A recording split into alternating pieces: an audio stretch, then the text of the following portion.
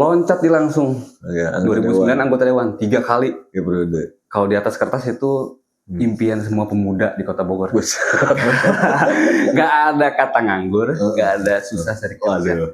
Tapi saya yakin nggak semudah itu kan. 2 kali dibujuk sampai jujurnya saya sempat ditampar sama orang tua. Dia mengingatkan peristiwa di mana saya, ibu dan bapak sedang berjualan dibongkar oleh Satpol PP. Ketika ada kejelekan, biasanya yang disasar adalah wali kota. Wakil, ya adem ayem aja. Adem ayem aja. Nah ini bagaimana nih dengan ada KKN yang dikedepankan, proses laporin ke polisi. Karena kita sadar sekolah negeri di Bogor masih kurang infrastrukturnya dan gurunya defisit. Nyaman dengan Kang Deddy? Nyaman. Oke. 2029 bakal bareng lagi. Assalamualaikum warahmatullahi wabarakatuh. Salam sejahtera buat kita semua teman-teman. Hari ini aku di Kota Bogor, di Balai Kota aja. Di samping saya sudah ada wakil wali kota Bogor teman-teman. Assalamualaikum, Kang Muta semuanya. Kang Jenal Mutaki. Ya, sehat. Siap, alhamdulillah Kang Muta sehat. Kang Jenal, saya manggilnya Kang Jenal atau boleh Kang Jenal, Kang JM bebas. Kang JM boleh lebih singkat. Lebih singkat ya, Kang JM ya, Kang JM. Saya baca-baca Kang JM dari 2004 dulu sempat jadi pramuniaga. Iya, di Ada Swalayan yang di Pajajaran kan? Betul. Sampai 2006. Benar. Terus 2006 lagi nyambung jadi security sampai 2009. Iya. Loncat di langsung. 2009 anggota dewan 3 kali. Ya, periode. Kalau di atas kertas itu impian semua pemuda di Kota Bogor. Nggak ada kata nganggur, nggak ada susah cari kerja. Tapi saya yakin nggak semudah itu kan. Iya. Bisa diceritain sedikit gak buat bahan inspirasi supaya bermental seperti Kang Jenal. Oke. Apa ya? Nggak ada cita-cita sih sebenarnya. Dari sekolah memang malah awalnya pelayaran ya. Oh ya. SMA itu pelayaran. Sempat PKL di Merak Bakahuni itu harusnya 6 bulan, cuman nggak sampai 6 bulan. Oke, saya berhenti. Sertifikat BST ada namanya itu Basic Civic Training untuk belayar itu udah dapat. Modal saya untuk belayar tuh udah bisa. Cuman di kapal lokal aja udah selalu ingat ke rumah. Terus nggak betah di kapal kan. Tiap lihat keluar tuh air lagi, ingat ibu. Jadi berhenti di pelayaran dan tidak lanjut ke jenjang. Oh, dapat 6 bulan maksudnya. 6 bulan ya. Kemudian lari ke darat, ngelamar kerja lah, lulusan SMA lah. Jadi saya kerja apapun lah pada saat itu. Akhirnya karena orang tua tuh ketua RW di situ. Di Pak RW almarhum ya, di dekat Ada Swalayan. Jadi lucunya adalah saya bikin lamaran sendiri. Cap ketua RW saya ambil di lemari. Dihaji orang tua. Saya cap rekomendasi RW. Iya. Tiba-tiba langsung sehari terima. Jadi 2004 itu awal kerja di Swalayan ada bagian fresh food, di buah-buahan, sayuran, kemudian supervisor minta bantu di butcher di daging. Itu umur berapa Kang Jenal? Umur 21 ya. 21. 20 berenya. Lulus SMA berarti 20-an. 20-an. Oh, 20-an. Jadi dan saya nikmati itu sampai akhirnya ketemu istri juga di situ. Di Ada Swalayan. Jadi kalau istri di bagian pakaian anak, kalau saya di bagian motongin daging sama ayam. Sering curi-curi pandang lah kalau kita istirahat gitu kan. Ya akhirnya jodoh mungkin ya. Kita nikah. Saya pas nikah, istri berhenti kerja. Saya pun keluar di Ada Swalayan cari kerjaan yang ibaratnya mungkin lebih baik lah gitu ya dari sisi gaji dan lain-lain. Tapi susah pada saat juga cari kerjaan itu susah banget. Oh sempat ada nganggurnya dulu. Ada nganggur. Ada nganggur juga. Nggak lama. Karena tadi nyarinya yang penghasilannya mungkin karena udah berkeluarga minimal di atas 1 juta lah gitu kan. Tapi susah banget yang akhirnya ngelamar lagi di rumah sakit BMC. Oh sempat di BMC, cuman nggak lama. Nah di BMC waktu itu saya nggak lama karena pikir ya mungkin nggak betah lingkungannya, kurang nyaman lah gitu ya. Akhirnya pindah lagi ke rumah makan Gili-Gili. Restoran Gili-Gili. Di situ paling lama. Terakhir di rumah makan Gili-Gili. Security. Sampai 2009 awal ya. Di security. Jadi itu awalnya. Nah gimana kok bisa dari tiba-tiba jadi security menjadi anggota DPRD. Organisasi saya belum pernah masuk, partai politik apalagi lah belum pernah ada pengalaman. Pada saat saya menjadi security itu, di rumah saya setiap hari kok rame banyak orang, banyak bendera. Saya tanya ke Babeh, "Be, ini apaan?" Itu mana mau ngerti gitu kata orang tua. "Iya apaan Beh? Gerindra gitu." Ternyata itu mendirikan partai Gerindra di rumah saya 2008 awal itu. Saya nggak ada kepentingan apapun, ya udahlah bodo amat. Toh saya pun nggak tertarik juga untuk masuk ke situ. Masuk 2009 awal, Partai Gerindra di Bogor lulus verifikasi. Ya, harus ada caleg ya, harus ada calon. Di Dapil Bogor Timur nggak ada calon yang mau. Orang tua karena sudah terlalu tua memaksa anak-anaknya untuk maju kan. Saya 4 bersaudara, yang paling besar nggak mau, dia lebih milih berniaga jualan. Yang kedua teteh sama berjualan. Yang ketiga dia di BMC di bagian dapur. Nah yang keempat saya bungsu kebetulan dipaksa untuk mau mencalonkan. Nah pikir saya semua anak pasti akan melakukan hal yang sama ketika tiba-tiba dari satpam suruh menjadi anggota dewan. Kan dengan kepolosan saya tanya, apaan gitu kan caleg itu, anggota dewan itu apa, kerjanya kayak itu gimana. Masih blank sama sekali itu anggota dewan tuh ngapain gitu nggak tahu sama sekali. Partai aja saya nggak tahu. Jadi pada situ jadi di PAC itu ya, di rumah itu ya. DPC kota. Oh pertama di rumah saya. Karena perkumpulan dari KTNA, anggota kelompok kontak tani nelayan andalan dan HKTI, yang dulu ketuanya adalah Pak Prabowo. Nah, orang tua saya di Bogor bersama para rekan-rekan yang lain lah gitu kan. 3 kali dipaksakan, jadi memang karena orang tua dari Sukabumi lah saya cerita ya, orang tua Sukabumi agak kasar lah almarhum tuh ngomong. Tapi kalau udah kenal sih kalimat kasar dari beliau tuh udah biasa lah. Saya 3 kali, pokoknya saya nolak. Apaan sih Beh? Saya bilang nggak ngerti. Tiba-tiba nyalek gitu kan. Akhirnya 2 kali dibujuk sampai jujurnya saya sempat ditampar sama orang tua. Saking nolak nggak maunya gitu kan. Jadi anggota dewan itu. Iya. Jadi pada saat itu Babe hanya bilang bahasa kasar, "Sudah jadi pelayaran atau dilanjutkan jadi polisi, nggak mau jadi TNI, nggak mau jadi naon gitu kan." Makanya mahi gawe satpam wae. Gaji 440.000 pada saat itu. Saya bilang ya saya cukup menikmati itu Beh, walaupun udah punya anak waktu itu tuh bayi waktu 1 bulan. Saya cukup biasa nikmati Beh. Nah luluhnya saya itu pada saat ibu yang bujuk. Jadi mama bapak nggak mempan, ibu yang nyamperin sama Babe di ruang tamu. Saya baru pulang kerja satpam pada saat itu. Dia mengingatkan peristiwa di mana saya, ibu dan bapak sedang berjualan dibongkar oleh Satpol PP. Nah, jadi di SMA 3 Bogor, kami itu berjualan di situ. Kami itu PKL. Ibu saya, kakak saya, keluarga pedagang kaki lima, dan bapak saya petani. Terus kenapa emang mah? Ya bela coba masyarakat yang pengen jualan tapi nggak mampu beli kios, sewa kios, nggak ada tempat, bisanya jual di jalan. Sugando mana jadi dewan, bisa ngabela, bisa nyiin peraturan lah untuk membuat keadilan bagi para pedagang. Terus untuk kedua, bapak maneh petani, kan lahannya selama ini punya orang, kita pinjam terus. Buruh tani ya? Buruh tani. Tiba-tiba pas mau panen alih fungsi ke restoran. Dulu masih banyak sawah ya? Masih banyak itu sawah. Ya, di Kota Bogor ya? Pajajaran tuh ada Hero, ada BMC termasuk BMC dulu sawah ya? Yang dikelola sama orang tua. Di Sugando maneh jadi dewan mah bisa buat peraturan yang melindungi nasib minimal pedagang ngejeng petani. Minimal ke keluarga. Ke keluarga dulu. Ada upaya lah yang mengangkat derajat keluarga tua. Dari situ luluh kan Jena? Luluhnya ya saya langsung bilang, ya udah mah kapan kerjanya, saya bilang. Kan konyol. Saya nggak tahu, jadi harus nyalon dulu. Nah ini tantangan Kang. Ya udah mah saya mau, terus kapan kerjanya? Lain gitu, nyalon gini lah, siapin berkas. Akhirnya saya ke sekolahan di pelayaran. Ditertawain sama kepala sekolah. Saya nyalon, abi kok nyalon mana? Nyalek Pak. Lu bener, ini Pak bener Pak. Abi kita nyawa Pak, dipaksa. Kok tuh sing jadi nah gitu kan. Ya udahlah dari situ itulah mulai masuk ke proses pemberkasan, kampanye segala macam. Harus ngomong depan orang. Wah, itu mah. Itu berarti benar-benar dari nol semua, enggak ada direncanakan ya? Enggak ada. Kan orang lain mah ya ambisi, Kang. Ambisi, saya mah udah dipaksa didorong jejer. Jadi tantangan itu. Tantangan. Jadi pas begitu kata Babeh, yaudah sok jadwalkan kampanye gitu kan, ketemu warga minta dukungan.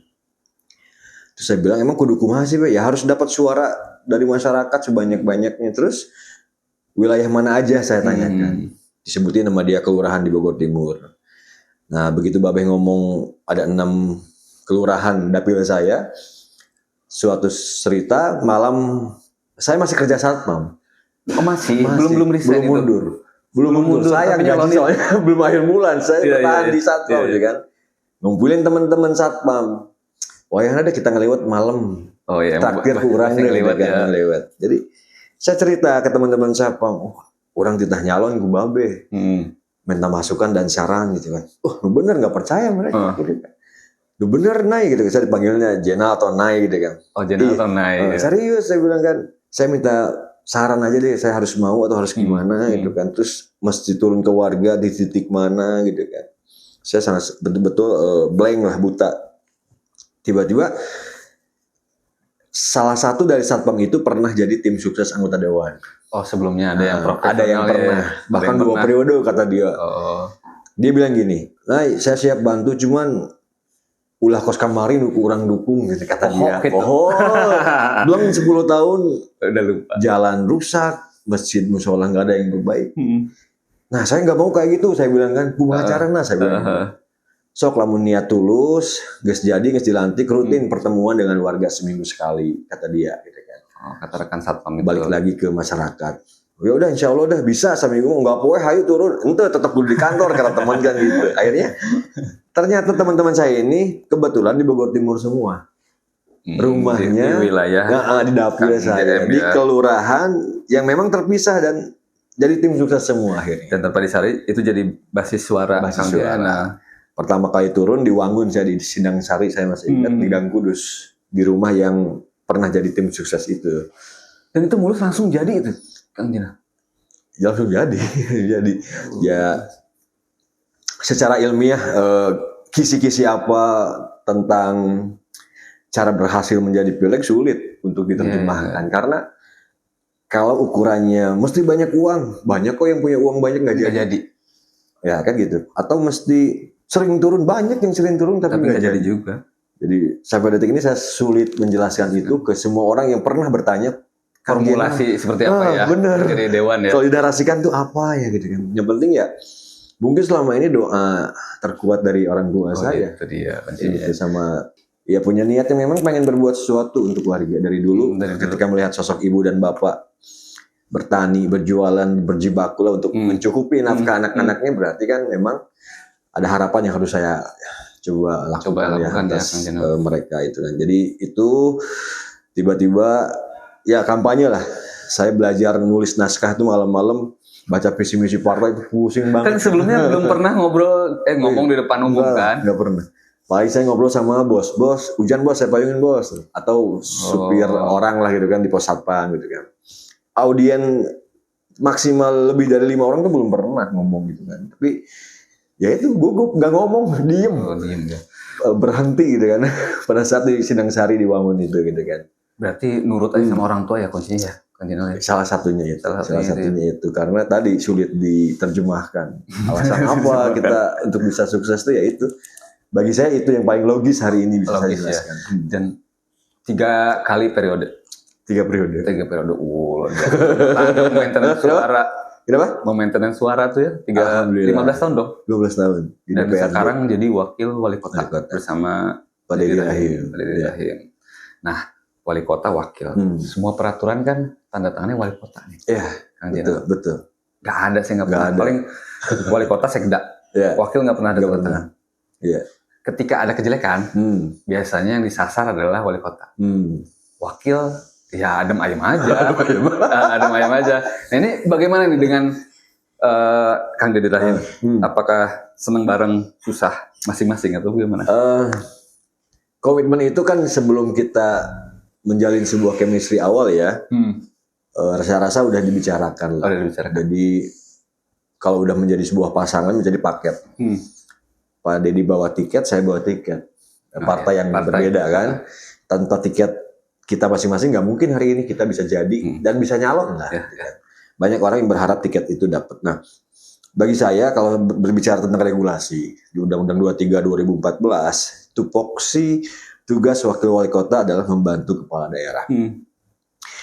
Secara letterlux spesifiknya nggak ada. Ya, bantu belah mana, ngapain? Nggak ada kan. Perwal wali kota. Anggaran APBD wali kota dengan pimpinan dewan. Saya ngalamin dewan kan pimpinan. Jadi wakil wali kota memang boga kaya tapi kewenangan nggak ada. Iya. Tapi bagi saya ini udah pilihan dan ini sudah komitmen kita. Selama Pak Wali mungkin minta bantuan, minta disposisi dampingi atau apa, saya lakukan itu. Nah, kemudian yang kedua, kalau hanya terpaku dengan regulasi yang tadi saya bilang, membantu tugas wali kota. Nah, di situ abstrak. Ngapain ya? Apa ya? Ya. Saya nggak akan melakukan apa-apa kalau hanya terpaku dengan regulasi yang tadi saya bilang. Ya udah diam aja. Ya? Cuman nggak bisa kayak gitu. Dulu di DPRD aja nggak betah kalau di kantor diam duduk cuma rapat doang. Jadi harus ada harus ada lelah yang saya lakukan di keseharian itu sehingga saya layak diberikan fasilitas yang hari ini saya dapat. Nah, lalu apa yang saya lakukan ya itu masih kebiasaan sama dengan di dewan, saya siapkan nomor aspirasi keluhan warga. Hari ini ada. Bahkan yang mengelola itu masyarakat yang punten disabilitas yang saya rekrut ada 2 orang. Sekarang jadi staf. Yang saya tadi lihat. Iya, itu 2 orang. Yang itu pribadi gajinya kan, nggak dari Pemkot gitu kan, karena nggak bisa Pemkot mengadakan itu.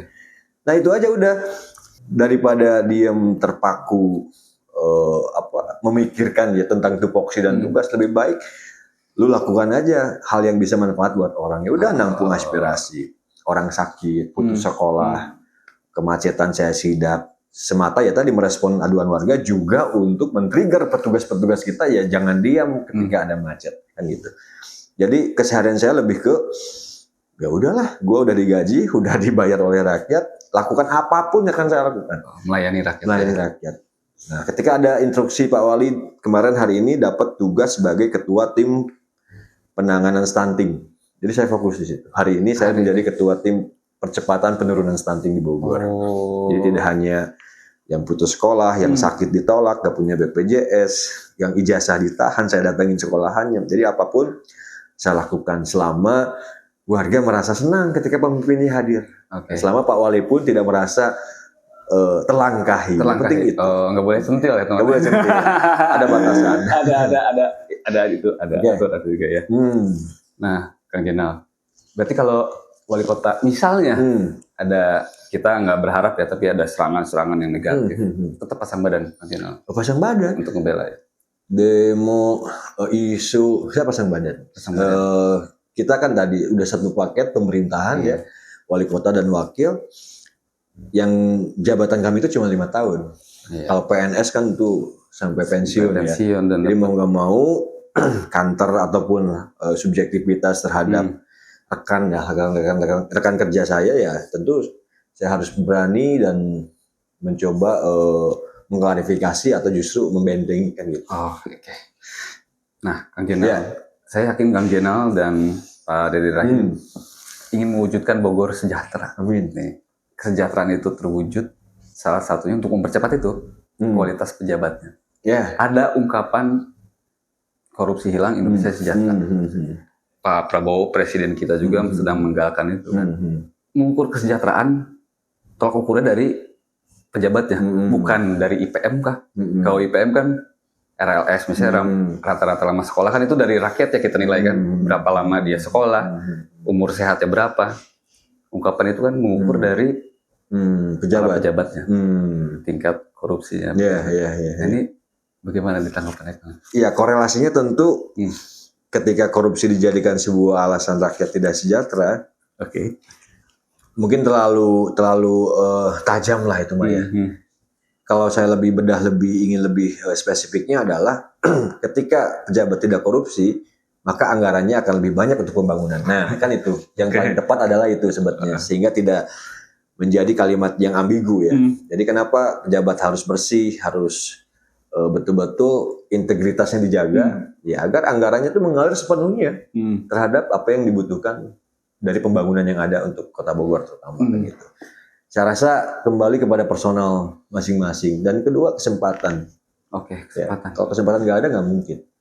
Dan yang ketiga, integritas. Lu nyalon dewan, lu jadi pejabat, tujuannya apa dulu? Dulu ya. Kalau untuk hanya nyari kerjaan, nggak usah. Nggak usah. Lebih baik cari kerjaan yang lain, kamu dapat gaji, clear. Kalau ini bukan, pengabdian. Ya, Wakil wali kota, wakil rakyat, lu dituntut untuk sederhana, lu dituntut untuk empati, lu dituntut untuk peduli, lu dituntut untuk tiap hari merespon apa yang menjadi keluhan masyarakat. Gak butuh warga penampilan kita yang ekstrim, gaya-gayaan, gak perlu. Gak perlu ya. Gak perlu, gak masuk kalau itu buat masyarakat. Gitu kan? Oke. Berarti kembali ke personal. Oke. Tujuan dia nyalon buat apa, atau menjadi pejabat untuk apa, integritasnya dia. Iya. Memiliki integritas atau tidak. Tapi di Bogor bagaimana keadaannya? Bogor sampai hari ini masih kondusif. Kan udah lama ya pejabat. Iya. Pasti tahu lah sela-selanya. Tapi memang kalau terjadi itu sangat mengganggu kan Gina? Sangat mengganggu memang. Dan itu bagaimana sekarang kondisinya? Kita jujur aja banyak. Kayak kemarin banyak yang demo tentang lelang. Mekanisme nggak sesuai. Saya bilang ke media itu, kalau ada tahapan yang dilewati, ada KKN yang dikedepankan, proses laporin ke polisi. Saya bilang gitu ke media. Oh, iya. Nah ternyata tahapan sudah dilakukan, dijelaskan. Nah, khawatir yang demo ini adalah orang yang kalah, kan aneh. Jadi kalau saya demo apapun substansinya saya terima kan. Apapun demo, substansinya diterima saya terima ya. dulu. Cuman kan jadi lucu. Saya terima yang demo tapi ketika saya tanya di mana yang dilanggar, pasal berapa, tahap yang mana, dia nggak mau jelasin. Lah repot loh. Repot. Saya bilang udah kalau ada temuan saya paling setuju laporin ke polisi. Laporin langsung. Apalagi ada tahapan yang dilewati itu mah bahaya. Ya, bahaya itu. Bahaya. Gitu kan. Nah ini ada korelasinya mungkin Kang Jenal. Di Undang-Undang Dasar 45 kan itu ada kata-kata tentang untuk sebesar-besar kemakmuran dan kesejahteraan. Yeah. Peraturan tunjangan DPRD ada. Tertera tuh ada peraturannya kan tentang tunjangan DPRD. Perjalanan dinas sekian. Rumah dinas sekian. Terus tunjangan operasional kepala daerah pun ada peraturannya jelas. Terbaca jelas. Saya belum nemu yang ada turunan dari Undang-Undang Dasar 45 itu, kata-kata itu. Belum nemu ada peraturan yang memang terbaca jelas untuk rakyat.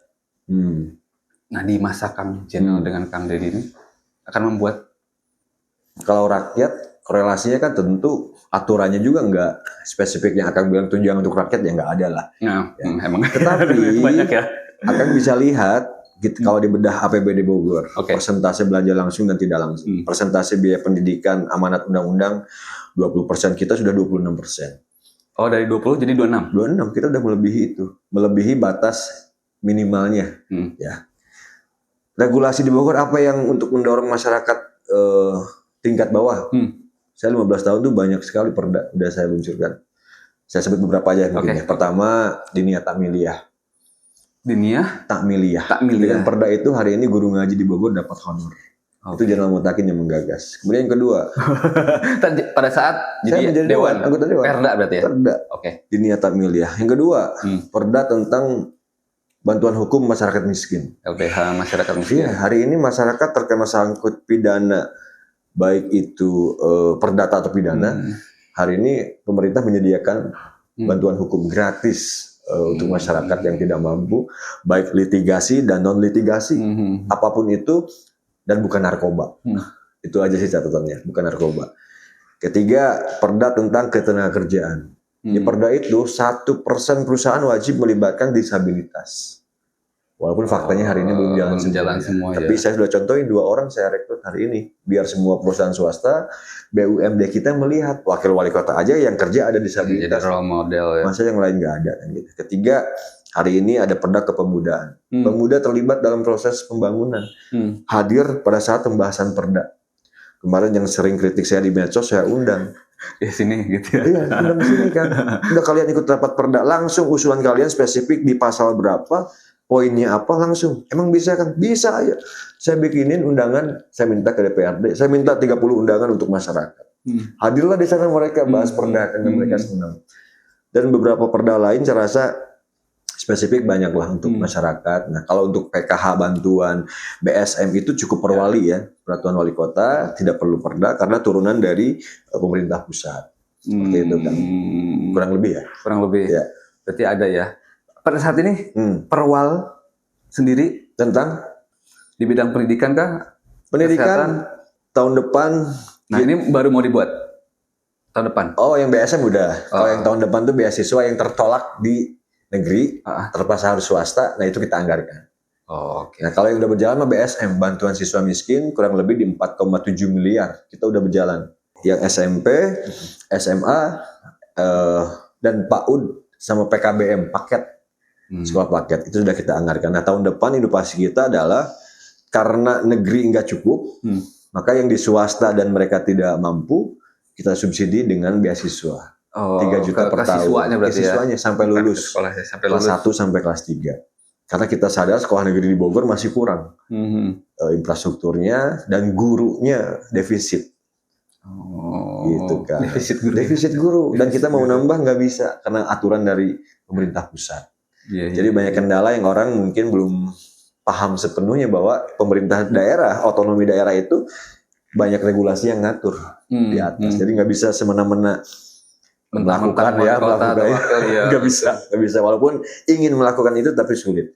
Kayak misalkan saya ke kampung ngelihat rumah roboh, bangun besok bisa nggak? Ya nggak bisa.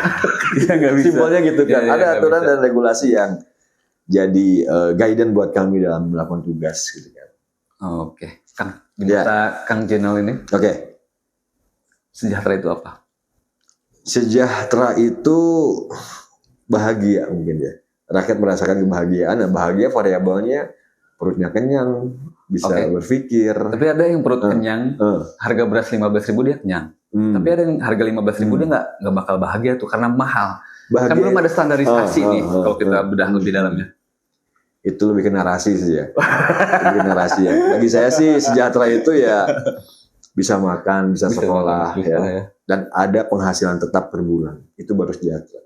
Ukuran besar kecilnya ya tergantung lah ya. Tapi minimal menjalani kehidupan keseharian seseorang dan keluarganya itu ya ada kepastian dalam mendapatkan upah untuk menafkahi keluarganya.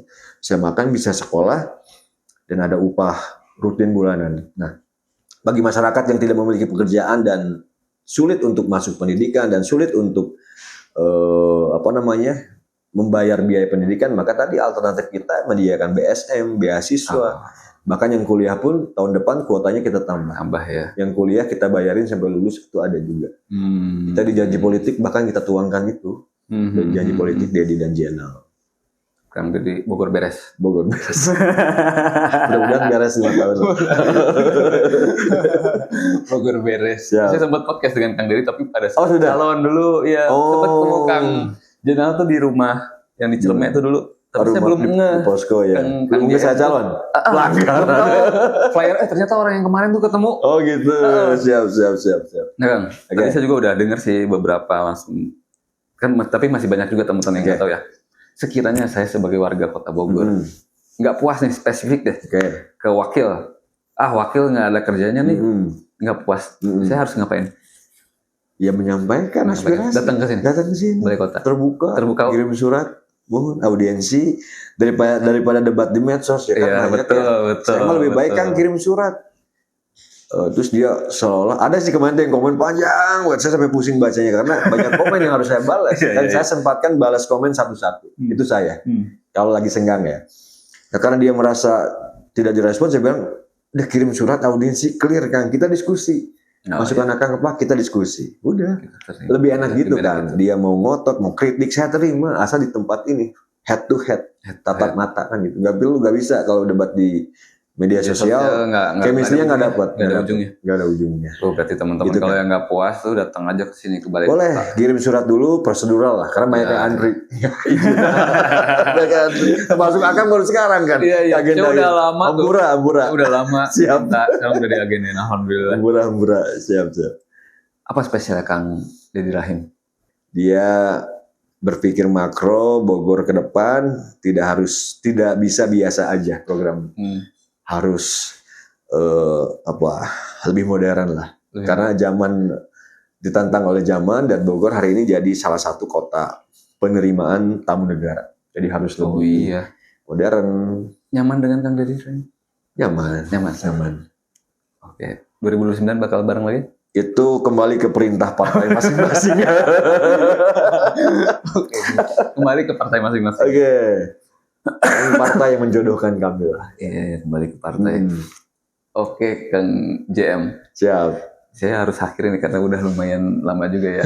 Sekiranya di depan ada warga Bogor. Kota Bogor. Ada pesan-pesan nggak buat mereka?